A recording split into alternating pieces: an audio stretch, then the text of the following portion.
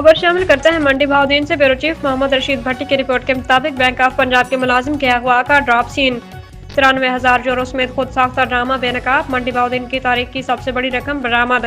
Bank of Punjab का मुलाजिम Arkham Tariq bank से तकरीबन 3 करोड़ रुपए मालियत की गैर मुल्की करेंसी एक्सचेंज में जमा करवाने के लिए रवाना हुआ। ताहम वहां पहुंचने के बाद रूपोश हो गया। बाद अज़म मुलजिम की फैमिली की जानिब से 15 पर रकम समेत अगवा की इतला दी गई। वाक़े की इत्तला मिलते ही डिस्ट्रिक्ट पुलिस ऑफिसर अब्दुर्रहीम शरासी ने मामले का सख्ती से नोटिस लेते हुए अहमद जमाल SHO थाना फालिया को खसूसी टास्क सौंपा।